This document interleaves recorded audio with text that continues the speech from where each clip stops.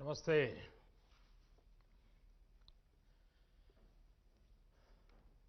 અમદાવાદ અને સુરતના બધા લોકો હવે ઉધિયા જલેબીમાંથી નવરા પડ્યા હશે.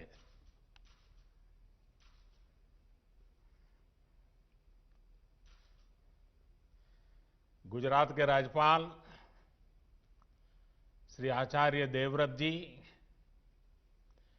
केंद्रीय मंत्रिमंडल में मेरे सहयोगी अमित शाह जी, हरदीप सिंह पुरी जी, गुजरात के मुख्यमंत्री विजय रूपाणी जी, गुजरात सरकार के मंत्रीगण, सांसद और विधायकगण, अहमदाबाद और सूरत के मेरे प्यारे भाई और बहनों,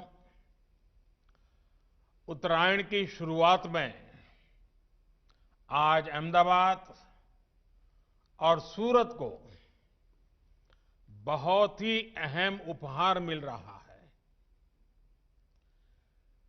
देश के दो बड़े व्यापारिक केंद्रों अहमदाबाद और सूरत में मेट्रो इन शहरों में कनेक्टिविटी को और मजबूत करने का काम करेगी. कल ही केवड़िया के लिए नए रेल मार्ग और नई ट्रेनों की शुरुआत हुई है. अहमदाबाद से भी आधुनिक जनशताब्दी एक्सप्रेस अब केवड़िया तक जाएगी. इस शुभारंभ के लिए मैं गुजरात के लोगों को बहुत बहुत शुभकामनाएं देता हूं, बधाई देता हूं. बहनों, आज 17,000 करोड़ रुपए से ज्यादा के इंफ्रास्ट्रक्चर का काम शुरू हो रहा है. 17,000 करोड़ रुपए. ये दिखाता है कि कोरोना के इस काल में भी नए इंफ्रास्ट्रक्चर के निर्माण को लेकर देश के प्रयास लगातार बढ़ रहे हैं. बीते कुछ दिनों में ही देश भर में हजारों करोड़ रुपए के इंफ्रास्ट्रक्चर प्रोजेक्ट का या तो लोकार्पण किया गया है या फिर नए प्रोजेक्ट्स पर काम शुरू हुआ है. साथियों, अहमदाबाद और सूरत दोनों गुजरात की और भारत की आत्मनिर्भरता को सशक्त करने वाले शहर हैं. मुझे याद है जब अहमदाबाद में मेट्रो की शुरुआत हुई थी तो वो कितना अद्भुत पल था. लोग छत पे धावे पर खड़े थे. लोगों को चेहरों पर जो खुशी थी वो शायद ही कोई भूल पाएगा. मैं ये भी देख रहा हूं कि अहमदाबाद के सपनों ने, यहां की पहचान ने कैसे खुद को मेट्रो से जोड़ लिया है. अब आज से अहमदाबाद मेट्रो के दूसरे चरण पर काम शुरू हो रहा है. अहमदाबाद मेट्रो रेल प्रोजेक्ट में अब मोटेरा स्टेडियम से महात्मा मंदिर तक एक कॉरिडोर बनेगा और दूसरे कॉरिडोर से जीएनएलयू और गिफ्ट सिटी आपस में जुड़ेंगे. इसका लाभ शहर के लाखों लोगों को होगा. साथियों, अहमदाबाद के बाद सूरत गुजरात का दूसरा बड़ा शहर है जो मेट्रो जैसे आधुनिक पब्लिक ट्रांसपोर्ट सिस्टम से जुड़ेगा. सूरत में मेट्रो नेटवर्क तो एक प्रकार से पूरे शहर के महत्वपूर्ण व्यापारिक केंद्रों को आपस में कनेक्ट करेगा. एक कॉरिडोर सरथना को ड्रीम सिटी से तो दूसरा कॉरिडोर भैसन को सरौली लाइन से जोड़ेगा. मेट्रो के इन प्रोजेक्ट की सबसे बड़ी खासियत यह है कि ये आने वाले वर्षों की जरूरतों का आकलन करते हुए भी बनाए जा रहे हैं। यानी जो आज इन्वेस्टमेंट हो रहा है, उससे हमारे शहरों को आने वाले कई सालों तक बेहतर सुविधाएं मिलेगी। भाइयों और बहनों, पहले की सरकारों की जो अप्रोच थी, हमारी सरकार कैसे काम कर रही है, इसका बेहतरीन उदाहरण क्या फर्क था, ये बहुत भली भांति देश में मेट्रो नेटवर्क का विस्तार से पता चलता है। 2014 से पहले के 10-12 साल में सिर्फ 250 किलोमीटर मेट्रो लाइन ऑपरेशनल हुई थी। वहीं बीते 6 साल में 450 किलोमीटर से ज्यादा मेट्रो नेटवर्क चालू हो चुका है। इस समय देश के 27 शहरों में 1000 किलोमीटर से ज्यादा के नए मेट्रो नेटवर्क पर काम चल रहा है। साथियों, एक समय था जब हमारे देश में मेट्रो के निर्माण को लेकर कोई आधुनिक सोच नहीं थी। देश की कोई मेट्रो पॉलिसी भी नहीं थी। नतीजा ये हुआ कि अलग अलग शहरों में अलग अलग तरह की मेट्रो, अलग अलग तकनीक और व्यवस्था वाली मेट्रो बनने लगी।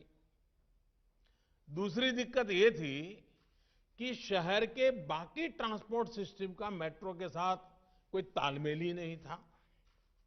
आज हम शहरों के ट्रांसपोर्टेशन को एक इंटीग्रेटेड सिस्टम के तौर पर विकसित कर रहे हैं।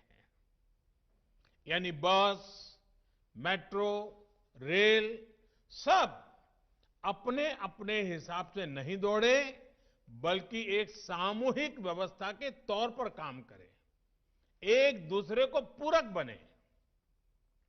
यहां अहमदाबाद मेट्रो में ही जो नेशनल कॉमन मोबिलिटी कार्ड, जब मैं वहां आया था, लॉन्च हुआ था, वो भविष्य में इस इंटीग्रेशन में और मदद करने जा रहा है। साथियों, हमारे शहरों की आज की क्या जरूरत है और आने वाले 10-12 सालों में क्या जरूरत होगी, इस विजन को लेकर हमने काम शुरू किया। अब जैसे सूरत और गांधीनगर को ही ले लीजिए। 2 दशक पहले सूरत की चर्चा इसके विकास से भी ज्यादा प्लेग जैसी महामारी के लिए होती थी। लेकिन सूरत वासियों में सभी को गला लगाने का जो स्वाभाविक गुण है, उसने स्थितियों को बदलना शुरू कर दिया। हमने हर उद्यम को गले लगाने वाली सूरत स्पिरिट, ये सूरत स्पिरिट पे बल दिया। आज सूरत आबादी के लिहाज से एक तरफ देश का 8वां बड़ा शहर है, लेकिन दुनिया का 4था सबसे तेजी से विकसित होता शहर भी है। दुनिया के हर 10 हीरो में से 9 सूरत में तरासे जाते हैं। आज देश में कुल मैन मेड फैब्रिक का 40% और मैन मेड फाइबर का करीब 30% प्रोडक्शन हमारे सूरत में होता है। आज सूरत देश का दूसरा सबसे स्वच्छ शहर है। भाइयों और बहनों, ये सब कुछ एक बेहतर प्लानिंग और संपूर्णता की सोच के साथ संभव हो पाया है। पहले सूरत में करीब 20% आबादी झुग्गियों में रहती थी। अब गरीबों को पक्के घर मिलने से ये घट करके 6% रह गई है।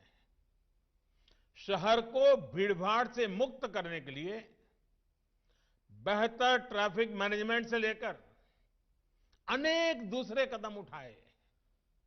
आज सूरत में 100 से ज्यादा पुल हैं, जिनमें से 80 से ज्यादा बीते 20 सालों में बनाए गए हैं और 8 पुलों का निर्माण जारी भी है। इसी तरह सीवेज ट्रीटमेंट प्लांट्स, इसकी कैपेसिटी बढ़ाई गई।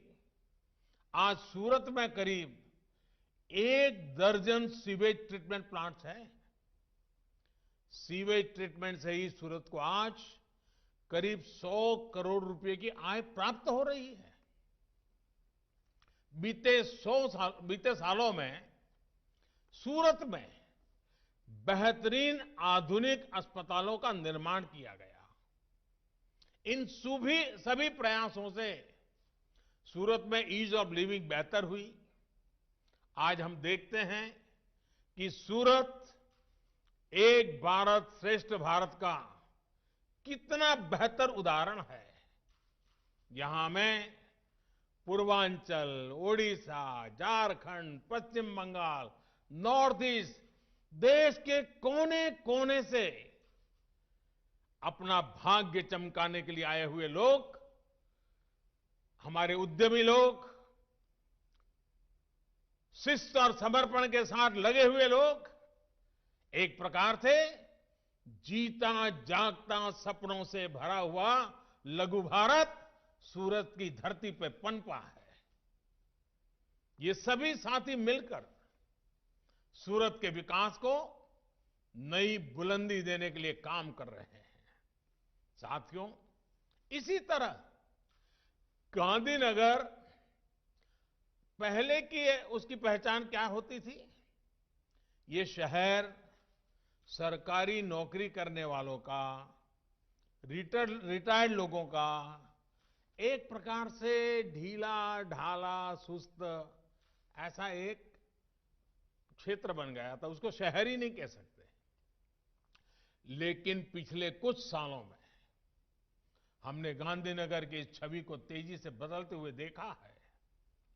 अब जहां कहीं भी जाएंगे, गांधीनगर में आपको युवा दिखेंगे, नौजवान दिखेंगे, सपनों का अंबार दिखेगा। आज गांधीनगर की पहचान है IIT Gandhinagar, Gujarat national law university, national forensic science university, Raksha Shakti university, NIFT. आज गांधीनगर की पहचान है Pandit Deendayal petroleum university, Indian institute of teachers education, Dhirubhai Ambani institute of information and communication technology, national institute of design, BISAG. अनगिनत मैं कह सकता हूं। इतने कम समय में भारत का भाग्य गढ़ने वाले लोगों का गणना निर्माण कार्य गांधीनगर की धरती पे हो रहा है। इन संस्थानों से केवल शिक्षा के क्षेत्र में परिवर्तन नहीं आया, बल्कि इन संस्थानों के साथ साथ कंपनियों के कैंपस भी यहां आना शुरू हुए। गांधीनगर में युवाओं के लिए रोजगार के अवसर बढ़े। इसी तरह गांधीनगर में महात्मा मंदिर कॉन्फ्रेंस टूरिज्म को भी बढ़ा रहा है। अब प्रोफेशनल्स, डिप्लोमेट्स, थिंकर्स और लीडर्स यहां आते हैं, कॉन्फ्रेंस करते हैं। इससे शहर को एक नई पहचान भी मिली है और एक नई दिशा भी मिली है। आज गांधीनगर के शिक्षा संस्थानों, आधुनिक रेलवे स्टेशन, गिफ्ट सिटी, ऐसे प्रोजेक्ट्स, इंफ्रा के अनेक आधुनिक प्रोजेक्ट्स, इसने गांधीनगर को जीवंत कर दिया है, एक प्रकार से स्वप्निल शहर बना दिया है। साथियों, गांधीनगर के साथ ही अहमदाबाद में ही ऐसी अनेकों परियोजनाएं हैं जो आज शहर की पहचान बन चुकी है। साबरमती रिवर फ्रंट हो, कांकरिया लेक फ्रंट हो, वाटर एरोड्राम हो, बस रैपिड ट्रांजिट सिस्टम हो, मोटेरा में विश्व का सबसे बड़ा स्टेडियम हो, सरखेज का 6 लेन गांधीनगर हाईवे हो, अनेकों अनेक प्रोजेक्ट्स बीते वर्षों में बने हैं। एक प्रकार से अहमदाबाद की पौराणिकता को बनाए रखते हुए शहर की आधुनिकता का आवरण पहनाया जा रहा है।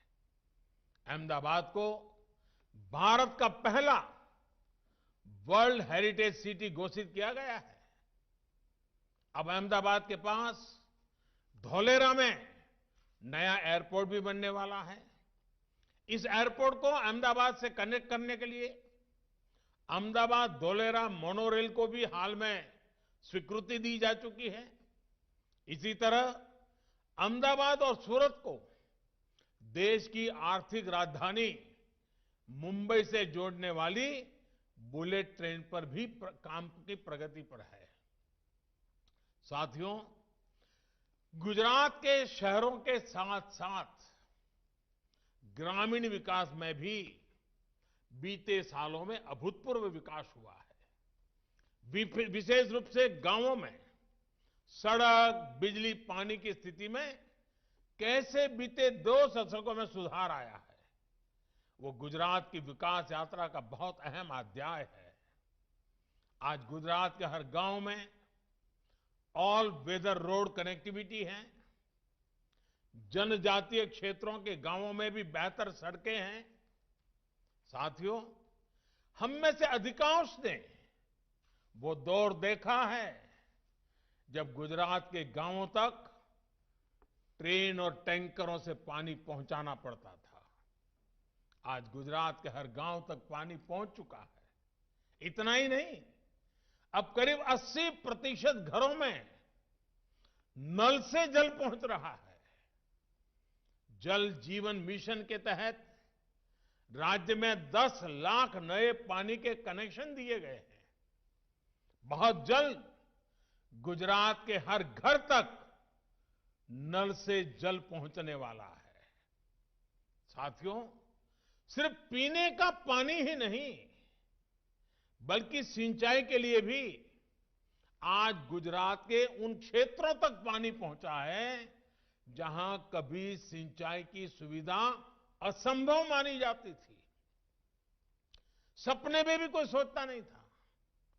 सरदार सरोवर डैम हो, सौनी योजना हो, वाटर ग्रिड्स का नेटवर्क हो, गुजरात के सूखाग्रस्त क्षेत्रों को हरित करने के लिए बहुत व्यापक काम किया गया है। मां नर्मदा का पानी अब सैकड़ों किलोमीटर दूर कच्छ तक पहुंच रहा है। माइक्रो इरिगेशन के मामले में भी गुजरात देश के अग्रणी राज्यों में शामिल है। भाइयों और बहनों, गुजरात में कभी बिजली की भी भारी समस्या रहती थी। गांवों में तो और संकट भीषण था। आज गुजरात में पर्याप्त बिजली भी है और सौर ऊर्जा के निर्माण में देश का अग्रणी राज्य भी है। कुछ दिन पहले ही कच्छ में दुनिया के सबसे बड़े रिन्यूएबल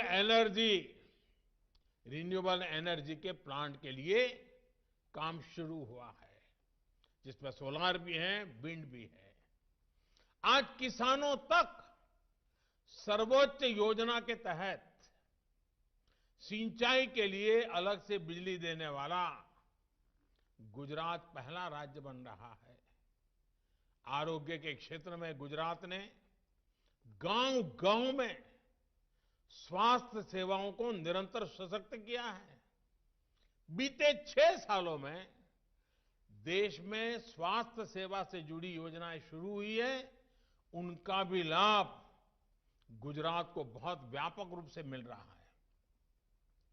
आयुष्मान भारत योजना के तहत गुजरात के 21 लाख लोगों को मुफ्त इलाज मिला है। सस्ती दवाइयां देने वाले 525 से ज्यादा जन औषधि केंद्र आज गुजरात में कार्यरत है। इसमें से लगभग 100 करोड़ रुपए की बचत गुजरात के सामान्य परिवार, खास करके मध्यम वर्ग, निम्न मध्यम वर्ग के परिवार, अगर उनके घर में बीमारी है तो सिर्फ इसके कारण 100 करोड़ रुपए जैसी रकम उनके जेब में बची है। ग्रामीण गरीबों को सस्ते घर दिलवाने में भी गुजरात तेजी से आगे बढ़ रहा है। पीएम आवास योजना ग्रामीण के तहत गुजरात के गांवों में 2.5 लाख से ज्यादा घर बनाए गए हैं।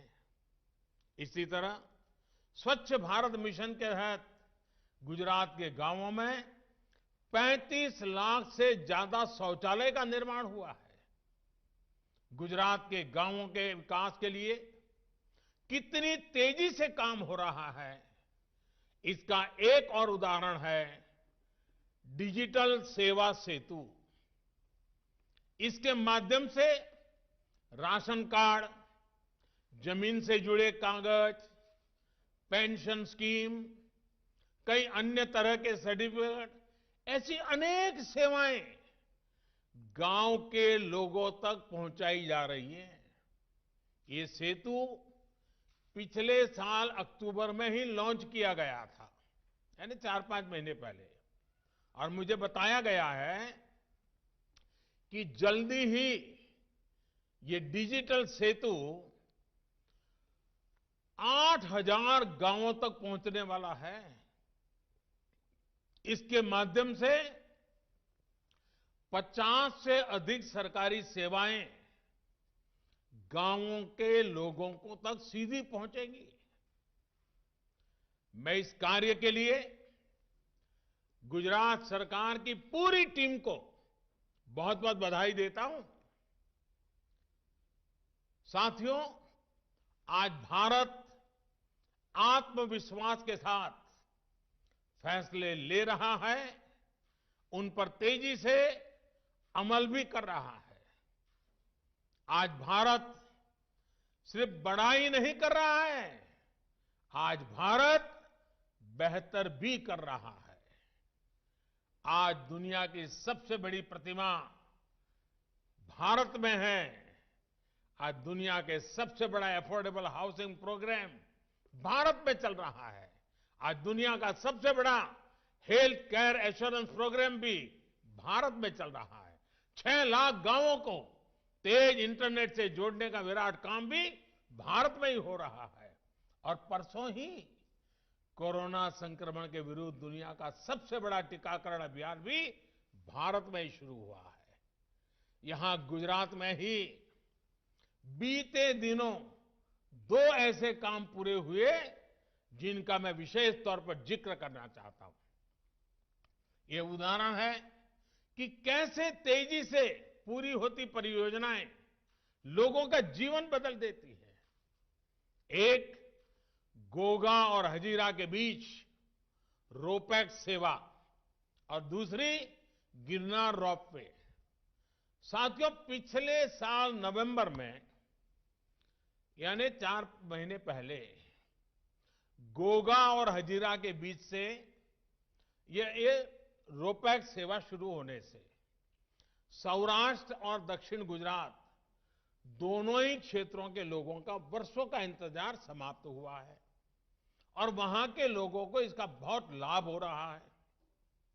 इस सेवा से गोगा और हजीरा के बीच सड़क की दूरी 450 किलोमीटर की है, वो समंदर के रास्ते सिर्फ 90 किलोमीटर ही रह गई है।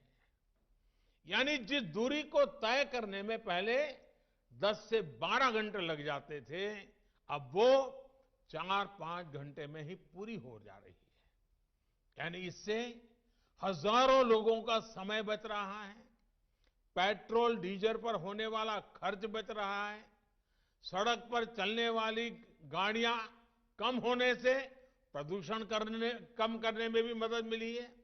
सिर्फ 2 महीने में मुझे जो बताया गया, सिर्फ 2 महीने में 50,000 से ज्यादा लोग इस नई सुविधा का लाभ ले चुके हैं। 14,000 से ज्यादा गाड़ियां भी रोपैक्स फेरी से ले जाई गई हैं। सूरत के साथ सौराष्ट्र की इस नई कनेक्टिविटी ने सौराष्ट्र के किसानों और पशुपालकों को फल, सब्जी और दूध सूरत पहुंचाने का आसान मार्ग उपलब्ध कराया है। सड़क के रास्ते पहले फल, सब्जी और दूध ऐसी चीजें खराब हो जाती थी, पहुंचते पहुंचते ही बर्बाद हो जाता था। अब समंदर के रास्ते पशुपालकों और किसानों के उत्पाद और तेजी से शहरों तक पहुंच रहे हैं।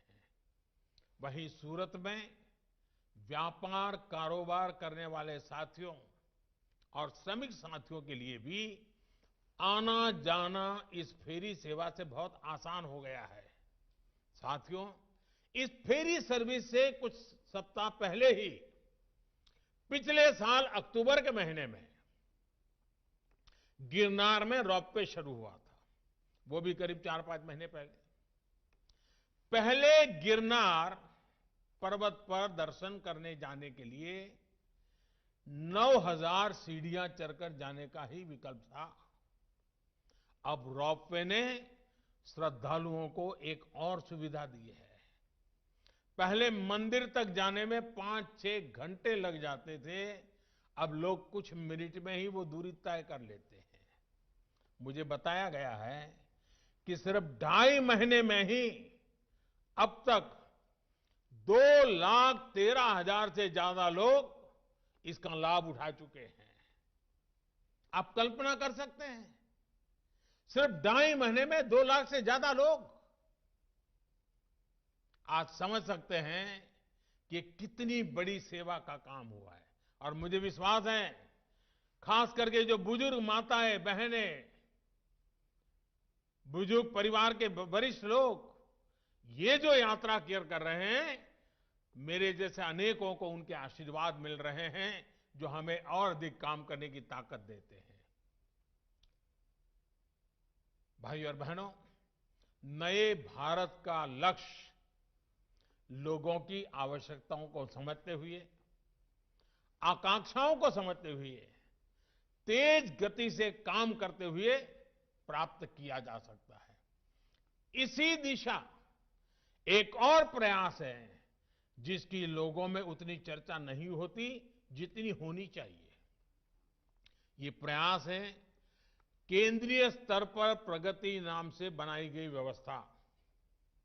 मैं जब गुजरात में था तो स्वागत कार्यक्रम की बड़ी चर्चा हो रही थी, लेकिन देश के अंदर प्रगति कार्यक्रम जो मेरा चल रहा है, देश की अलग अलग योजनाओं में इंफ्रास्ट्रक्चर के प्रोजेक्ट में तेजी लाने के में इस प्रगति प्लेटफॉर्म का, प्रगति कार्यक्रम का बहुत बड़ी भूमिका है। यहां सरकार से जुड़े लोग जानते हैं कि प्रगति की बैठकों में मैं स्वयं भी घंटों तक बैठ करके राज्यों के अधिकारियों से एक एक प्रोजेक्ट की बारीकी से चर्चा करता हूं, उनकी समस्याओं का समाधान करने के लिए प्रयास करता हूं। प्रगति की बैठकों में मैं कोशिश करता हूं कि सभी स्टेक होल्डर्स के साथ सीधा संवाद करके दशकों से अटके हुए प्रोजेक्ट का कोई हल निकल सके।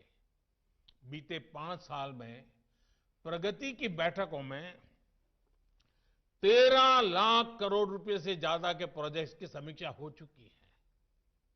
इन बैठकों में देश के लिए जरूरी लेकिन वर्षों से अधूरी अनेक परियोजनाओं को रिव्यू करने के बाद उनका उचित समाधान किया गया है।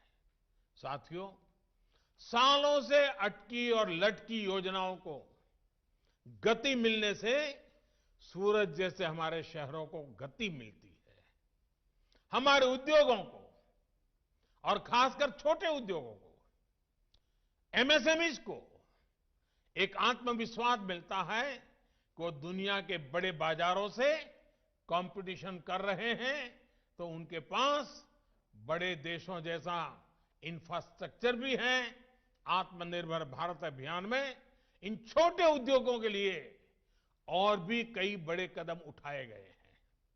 छोटे उद्योगों को संकट से बाहर निकालने के लिए एक तरफ हजारों करोड़ रुपए के आसान ऋण की व्यवस्था की गई है, वहीं दूसरी तरफ एमएसएमईज को ज्यादा अवसर देने के लिए महत्वपूर्ण फैसले भी लिए गए हैं।